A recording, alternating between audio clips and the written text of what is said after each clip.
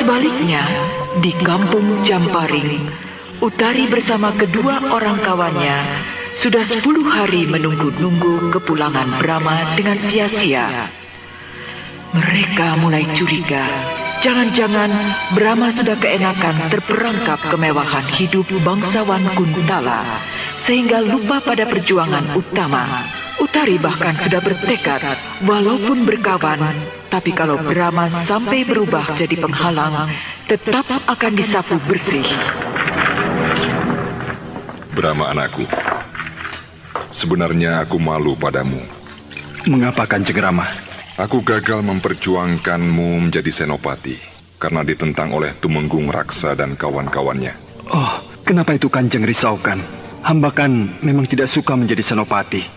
Sebagai seorang pendekar, keinginan hamba hanya satu, yaitu menegakkan keadilan di muka bumi. Keinginanmu sangat luhur, tapi ketahuilah, selama di dunia ini masih ada kebaikan dan kejahatan, maka keadilan dan kebatilan pun juga tetap akan ada.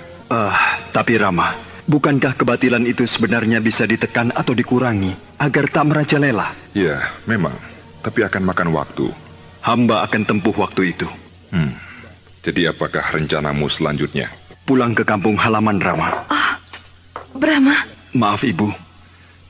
Bukannya aku tidak kangen pada Ibu. Sebenarnya aku ingin selalu bersama Ibu. Tapi tugasku masih banyak Ibu. Tugas apa? Membebaskan bangsaku dari kemiskinan Ibu. Jangan Brahma. Sebab... Tak apa Dinda. Mengapa harus ditutup-tutupi? Sebab Madangkara jajahan Kuntala. Hamba tidak menyalahkan siapa-siapa. Yang hamba lihat, rakyat Madangkara sedang menderita. Apa yang akan kau lakukan, Brahma? Janganlah jadi pemberontak. Nanti kamu akan berhadapan dengan penguasa di sana. Tidak, Ibu. Hamba akan menyumbangkan tenaga dan pikiran hamba untuk kesejahteraan rakyat. Aku senang kamu sebagai anak muda memiliki rasa cinta pada bangsa. Lakukanlah itu, karena merupakan cita-cita yang luhur. Terima kasih, Kanjeng Rama.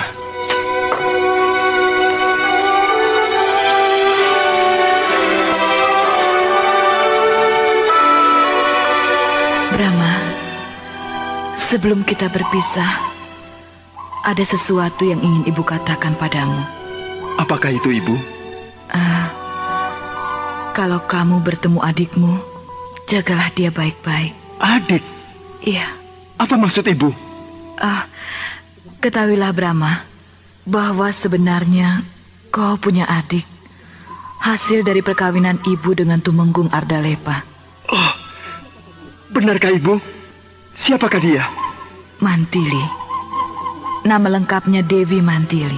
Hei, Gusti Ayu Dewi Mantili.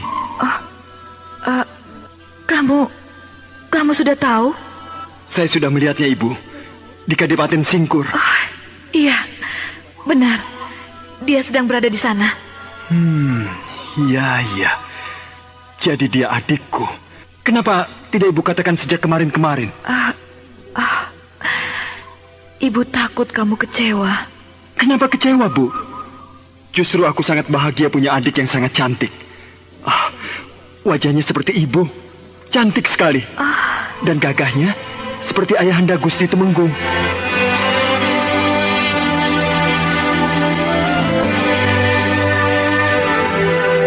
Sementara itu, Mantili ternyata telah berada di kampung Jamparing, mengunjungi paman dan bibi Arum.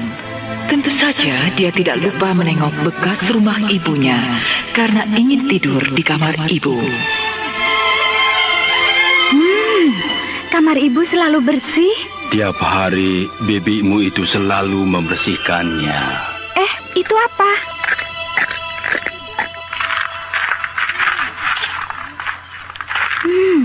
Sebuah kantung rotan. Bagus sekali. Punya paman? Bukan. Punya bibi?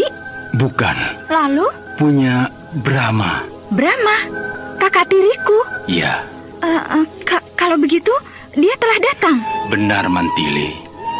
Kami yang sama sekali tidak menduga menerima kedatangannya dengan hujan tangis derai air mata. Dewata yang agung. Ternyata hidup. Ya, dan telah tumbuh jadi pemuda yang gagah serta tampan. Dia cuma 3 hari di sini, lalu terus ke Kuntala menjumpai ibumu.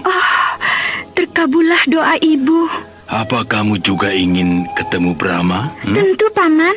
Dan mudah-mudahan dia mau mengakuiku sebagai adik. Loh, kenapa tidak? Dia kan asli bangsa Madangkara. Sedangkan saya separuh Madangkara, separuh Kuntala. Jangan punya pikiran begitu. Percayalah, Brahma arif dan bijaksana.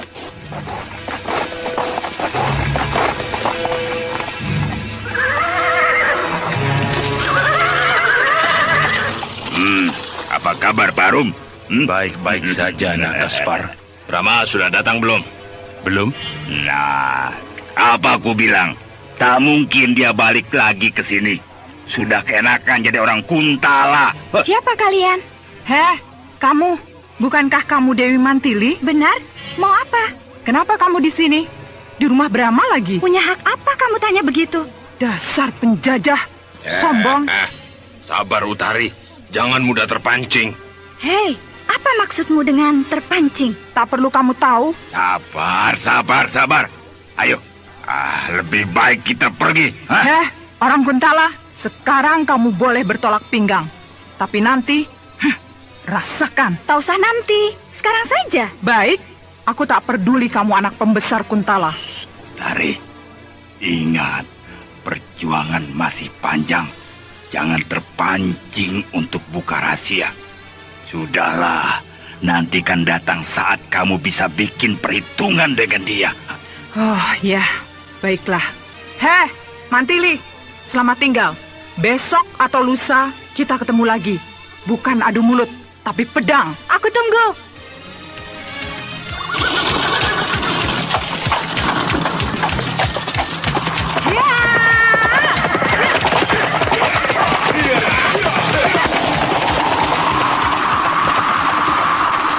Tumenggung Arya Gardika, pejabat Kuntala yang berkuasa di Madangkara, mendapat laporan dari seorang anggota dinas rahasia bahwa Dewi Mantili telah menginap di kampung Jampari. Maka cepat-cepat sang Tumenggung mengundang Dewi Mantili tinggal di keraton. Seperti halnya dengan para pejabat penjajah yang lain, Tumenggung Arya Gardika juga tidak jujur, menyeleweng dan menimbun kekayaan dengan memeras daerah jajahan.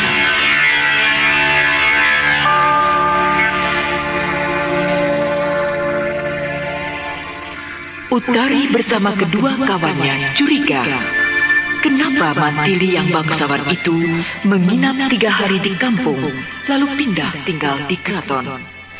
Jangan-jangan Mantili sedang menyelidiki gerakan anti penjajah. Tapi dari sepak terjang Mantili yang terang-terangan serta perangainya yang cepat marah itu tidak mengesankan sebagai penyelidik.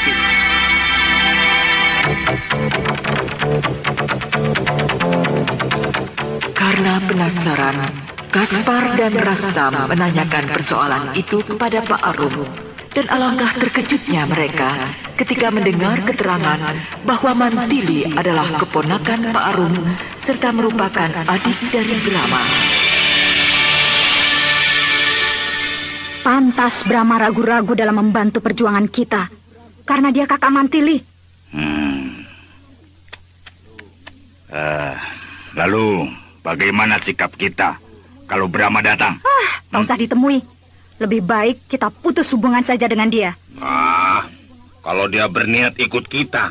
Tak mungkin, karena dia bangsa Kuntala. Tapi kan tak utuh. Separuh Kuntala, separuh Madangkara. Bagaimanapun juga, pengaruh bapak lebih kuat dari ibu. Bapaknya kan Kuntala. Jadi jiwa Brahma adalah jiwa Kuntala. Aduh, bagaimana ya? Dengan atau tanpa Brahma, perjuangan kita tak akan bergeming. Tetap jalan terus. Karena Brahma bukan pemimpin kita. Pemimpin kita adalah Juragan Gutawa. Dibandingkan dengan dia, Brahma bukan apa-apanya. Ya, benar. Juragan Gutawa bekas senopati. Pasti beliau lebih mampu dari Brahma. Sementara itu, Brahma dan Andika mampir ke Kadipaten Singkur, bertemu dengan pelayan si Gantar. Brahma diberitahu bahwa Utari bersama kawan-kawannya telah pergi ke pusat kerajaan Madangkara. Karena takut Utari dan kawan-kawan keburu berbuat keributan, maka Brahma dan Andika segera menyusul. Sampai di sana, Andika menemui Mantili di keraton.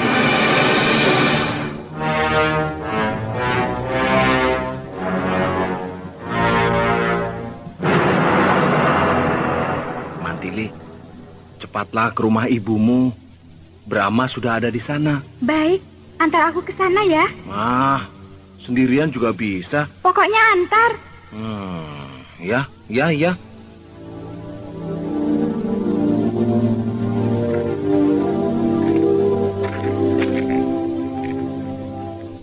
Tuh, Brahma sedang duduk-duduk di serambi depan. Benar dia Brahma? Oh, sumpah. Biar disambar geledek kalau aku bohong. Dia gagah dan tampan. Loh. Kenapa gemetar? Tuh, kedua tanganmu basah dan matamu berkaca-kaca. Ayo. Cepat. Jangan nangis, Mantili. Mantili, kamu justru harus gembira ketemu kakakmu. Baiklah, aku akan menyambut dia. Tapi dengan caraku sendiri. Jat! Mantili bisa terbang ke atas genteng. Siapa di atas? Jat! Kenapa menyerang aku? Gila. Wah, benar-benar gila. Brahma juga seperti setan. Dari duduk di kursi langsung melesat ke atas genteng. Waduh. Nah itu, Mantili ngamuk. Tapi Brahma tidak mengelak. Wah, cuma mengelak dan menangkis. Hebat dia. Wah, cepat sekali gerakan mereka. Wah, benar-benar para pendekar berilmu tinggi. Mantili, kamu adikku.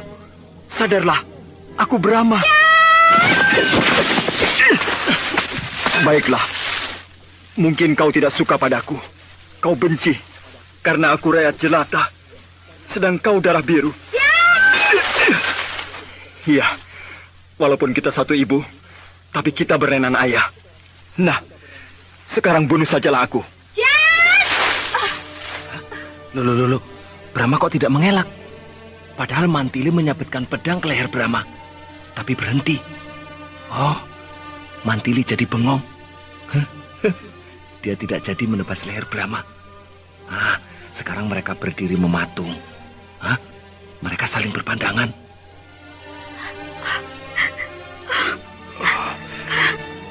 Mantili, Gusti Ayu Dewi Mantili adikku.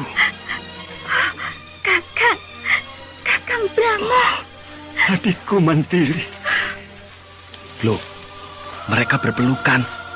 Waduh, pelukan di atap rumah. Kalau ambrol bagaimana?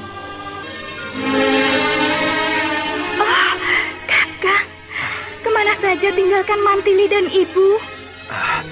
Mari kita turun, dan akan kuceritakan semuanya.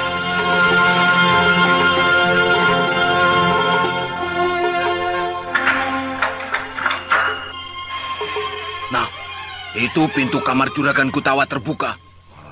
Iya. Juragan keluar.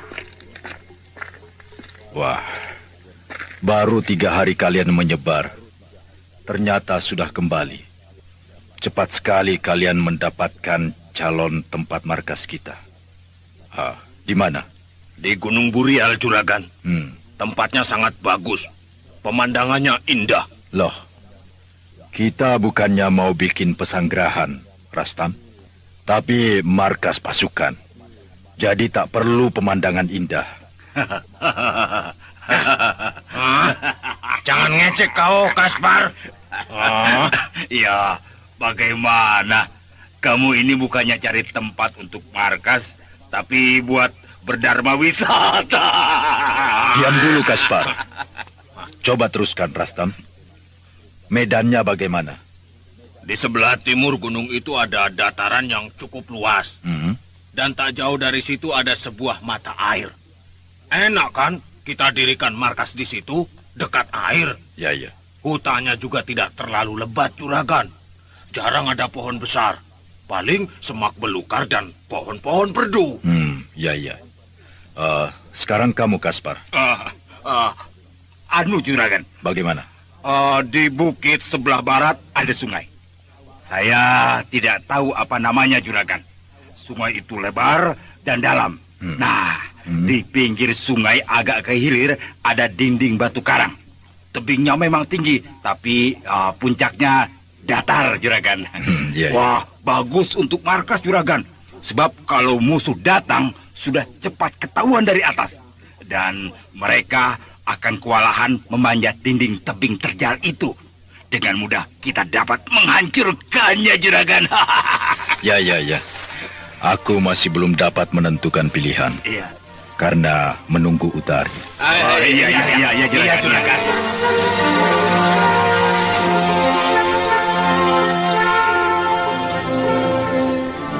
Utari, aku mau tanya tentang Brahma.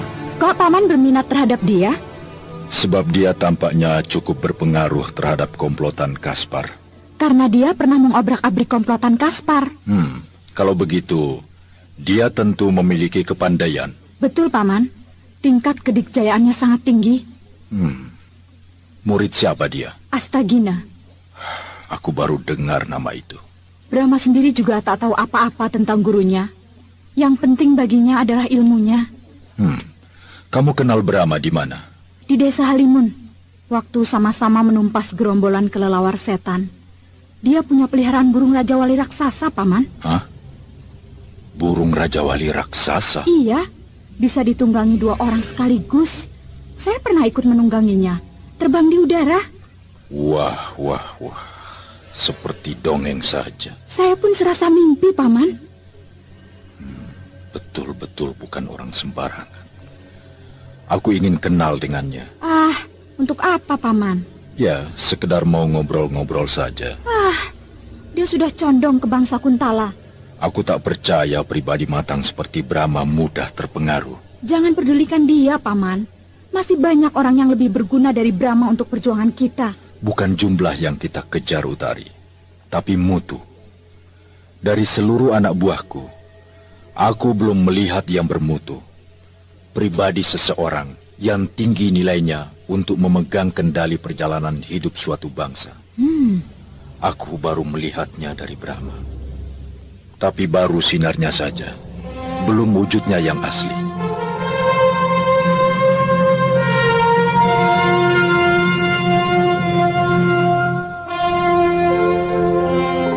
Jadi pemimpin kalian itu Juragan Gotawa ya? Iya, sebenarnya ini rahasia, Brahma. Kami bisa dibunuh kalau kamu membocorkannya. Jangan khawatir. Setelah mendengarkan cerita kalian tentang pribadi Juragan Gotawa, aku yakin bahwa dia tidak suka bertindak gegabah. Celaka. Itu Juragan Gotawa. Aduh, itu Dewata yang agung. Dia kesini. Ya, tapi melihat wajahnya yang cerah dan tenang kelihatannya tidak murka ya. Seorang pria yang telah berumur, tapi masih gagah berwibawa.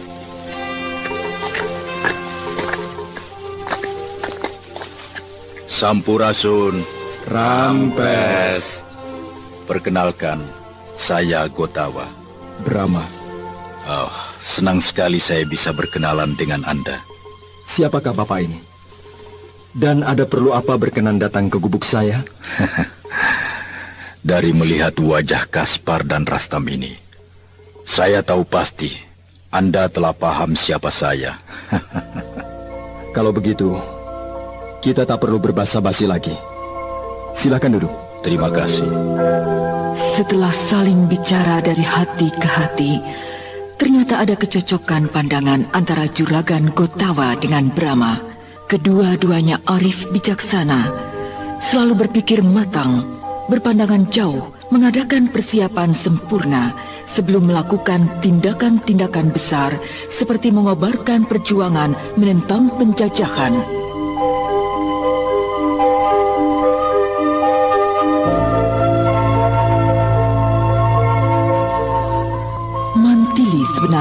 tidak sekedar tinggal di keraton. Di sana ia menyelidiki kehidupan para pembesar dan pejabat Kuntala yang ternyata tidak jujur dan menumpuk harta cari keuntungan bagi dirinya sendiri. Bahkan istri sang tumenggung Arya Gardika diam-diam juga menyeleweng, berbuat serong dengan Senopati Caraka yang tampan dan ganteng serta masih bujangan. Mungkin dia berbuat begitu untuk balas dendam karena suaminya selirnya banyak serta suka daun muda.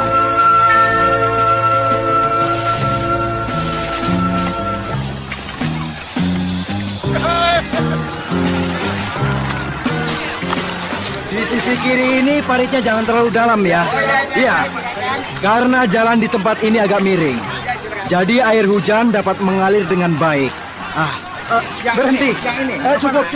Sudah, cukup ya. Dalamnya cukup 1 siku. Ya, Juragan. Dan lebarnya 2 siku. Iya. Ini sudah cukup. Iya. Jangan dijangan lagi. Juragan Punggawa Sentanu. Ini. Akhirnya berapa hari lagi jalan ini selesai? 8 hari lagi Juragan Punggawa. Tapi biayanya sudah tipis. Kan 3 hari yang lalu sudah kau ambil. Sudah habis Juragan. Masa? Maklum Juragan, harga bahan-bahan naik semua. Upah buruh juga naik. Biasanya 1 hari mau dibayar 5 ketip. Sekarang minta 10 ketip. 2 kali lipat Juragan. Kau butuh berapa? Kalau bisa sih 45.000 ringgit. Kamu akan ngasih aku berapa? Ya, seperti biasa Juragan, 5.000 ringgit. Nah, baik-baik. Besok kamu datang ke keraton. Aku akan tulis 50.000. Tapi kamu hanya terima 45.000 ringgit. Yang 5.000 ringgit bagianku. Baik Juragan. Terima kasih. Nah, aku akan pulang ke keraton ya. Baik Juragan.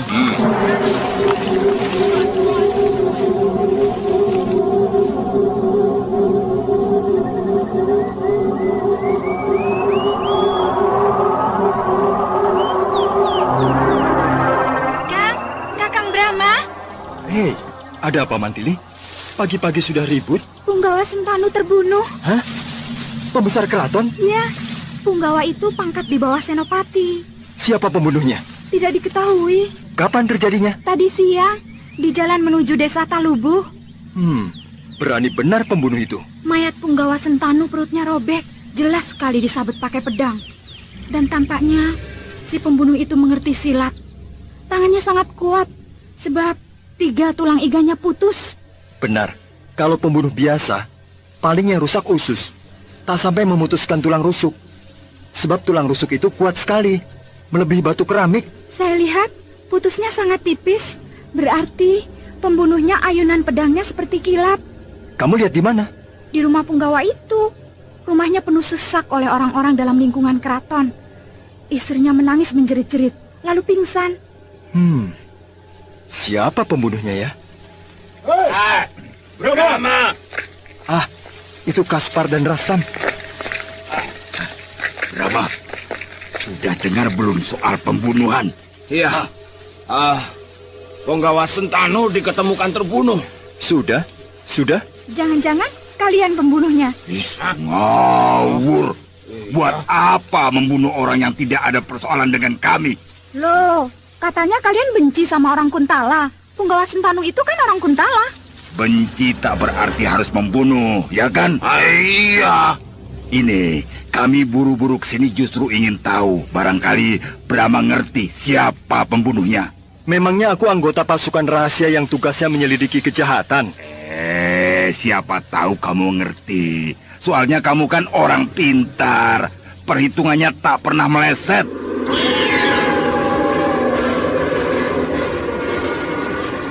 Ya, Brahma memang benar-benar tak tahu siapa pembunuh Sentanu. Demikian juga 2 hari kemudian, ketika gedung balai pungut atau gedung pajak musnah dibakar orang, Brahma juga tidak tahu siapa pelakunya.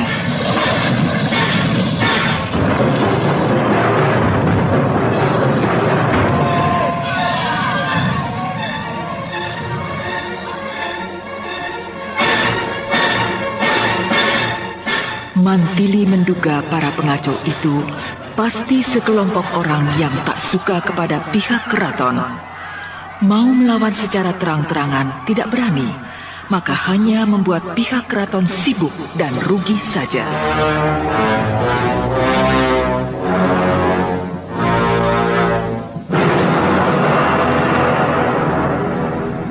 Wah, bahaya. Bahaya bagaimana, Juragan? Membuat kekacauan seperti itu ibarat membangunkan macan tidur. Pihak keraton pasti jadi sibuk melakukan gerakan rahasia untuk menangkap para pengacau. Nah, gerakan kita jadi tak bebas lagi.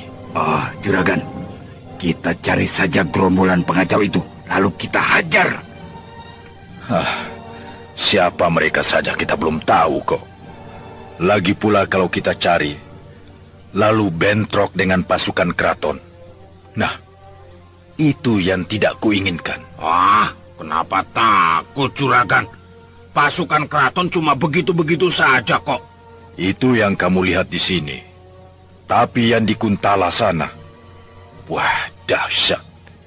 Kita akan dilumat seperti gelombang lautan melumat pantai. Juragan, lalu apa yang harus kita lakukan? Menyiapkan diri secara matang. Sementara itu, jangan berbuat apa-apa. Tunggu perkembangan dari pihak keraton.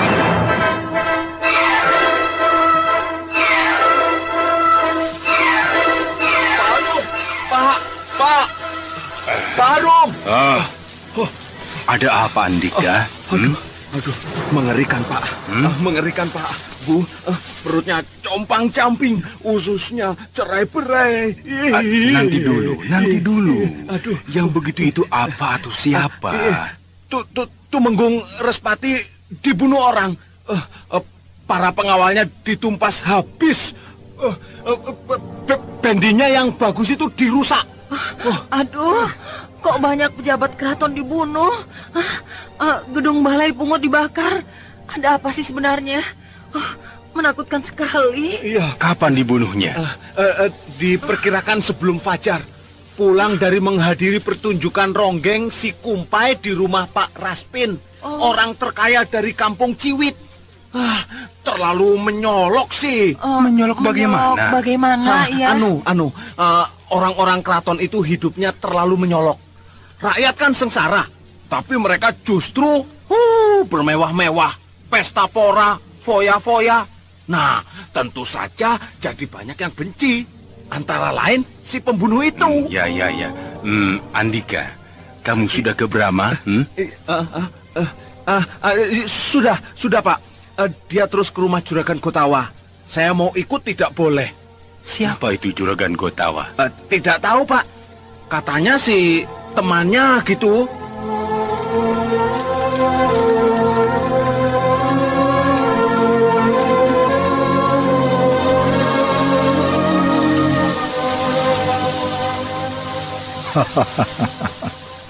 Anda keliru menuduh saya ataupun anak buah saya melakukan pengacauan. Saya tidak menuduh, Juragan, tapi hanya menghimbau. Dan saya berbuat demikian dengan alasan Juragan adalah pimpinan perjuangan perlawanan rakyat. Saya seorang yang teliti.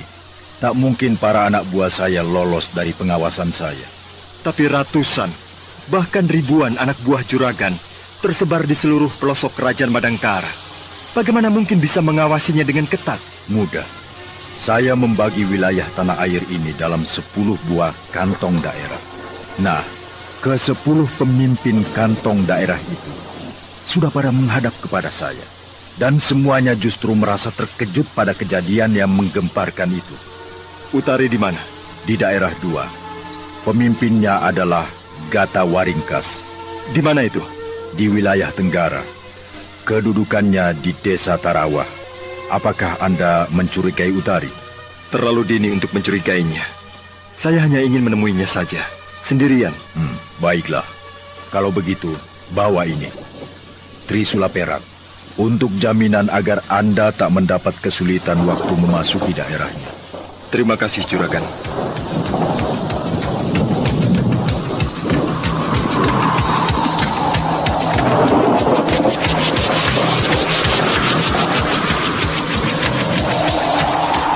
Trisula perak memang sangat berguna. Ketika memasuki wilayah 2, Brahma langsung disambut dengan bidikan-bidikan panah. Tapi serentak Gatawa Ringkas tahu bahwa Brahma membawa Trisula perak. Dia segera menghentikan serangannya. Gatawa Ringkas memang bersikap kasar terhadap Brahma. Tapi toh dia berterus terang mengatakan bahwa Utari sudah 10 hari pergi ke Gunung Sorban menemui gurunya. Dan Utari sudah bilang tidak sudi bertemu dengan Brahma lagi. Brahma, Pak Gatawa Ringkas bersikap kasar padamu ya? Kok tahu? Tadi pagi dia menemui Juragan Gotawa dan tampaknya marah-marah. Iya, sebetulnya dia tidak suka Juragan Gotawa mengizinkanmu memasuki daerahnya. Takut rahasia gerakannya terbongkar. Dia juga bilang begitu padaku. Pak Gatawa Ringkas sikapnya memang keras, cocok dengan Utari. Maka mereka bergabung. Pak Gatawa Ringkas itu sebetulnya siapa sih? Katanya bekas senopati juga. Pantas angkuh. Iya, makanya banyak yang tak suka padanya.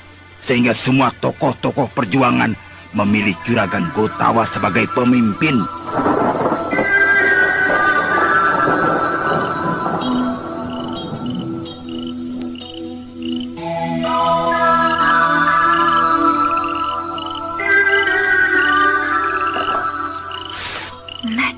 Ada orang.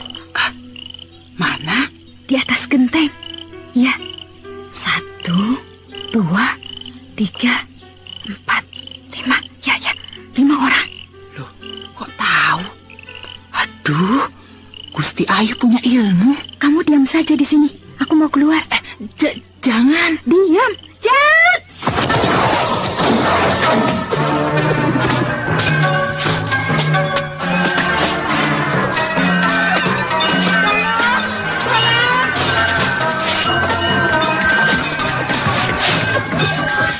Mban, ada apa? Itu ada pertempuran di atas genting. Siapa kalian orang-orang bertopeng? Paling ayam. Di keraton tak ada ayam, goblok.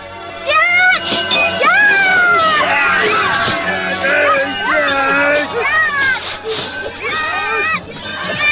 Loh, itu kan Gusti Ayu Dewi Mantili.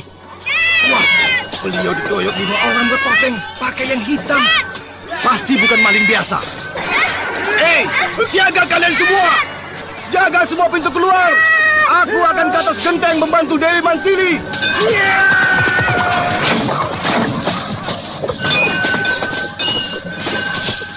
Lari! Cepat lari! Lari!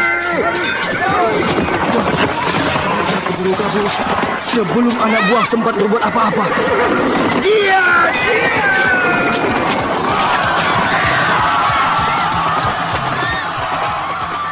Mereka lari ke timur. Kejar! Gila! Mereka melepaskan puluhan senjata rahasia. Mereka lari ke arah luar kota. Kejar! Tahan! Jangan kejar! Bahaya! Mereka akan menjebak kita!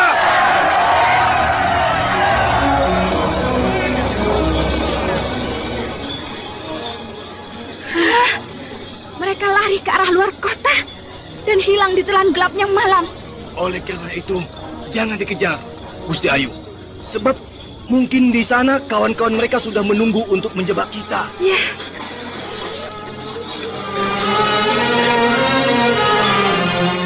Mantili menceritakan soal serangan orang-orang bertopeng itu kepada Brahma, yang langsung jadi curiga bahwa Utari terlibat. Tapi Mantili sendiri tak yakin. apakah memang ada seorang wanita di antara kelima penyerang gelap itu. Brahma membenarkan dugaan Mantili bahwa bekas para pimpinan angkatan bersenjata Madangkara yang telah dibubarkan sudah menghimpun kekuatan untuk berontak.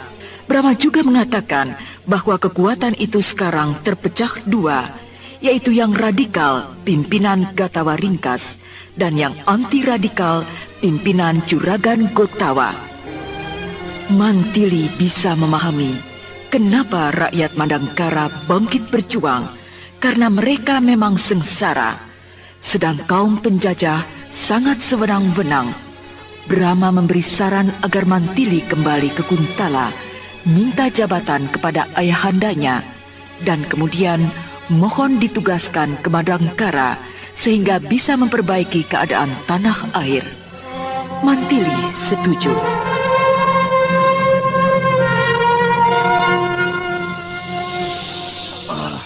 Brahma, besok kami mau pindah. Kemana? Ke Bukit Kelabang. Juragan Gotawa bikin markas baru di sana. Oh. Juragan memberi perintah, semua kekuatan harus dipusatkan di Bukit Kelabang. Jadi tidak terpencar-pencar lagi seperti sekarang. Kenapa begitu, Kaspara? Ya, karena terjadinya beberapa kali aksi pengacauan yang diduga dilakukan oleh salah satu kelompok kami. Maka Juragan ambil tindakan cepat. Perintah Juragan, kalau dalam waktu 7 hari ada pejuang yang belum datang ke Bukit Kelabang akan dianggap musuh. Bagus, itu tindakan paling tepat. Sekaligus memperjelas siapa yang memihak Juragan Gotawa dan siapa pula pendukung Gatawa Ringkas. Nah, itu dia.